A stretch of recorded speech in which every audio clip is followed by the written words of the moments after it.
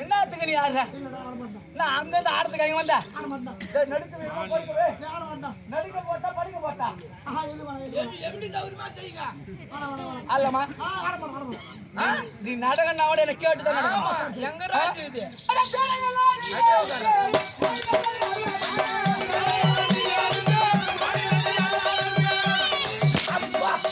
நான் நடக்கிறேன்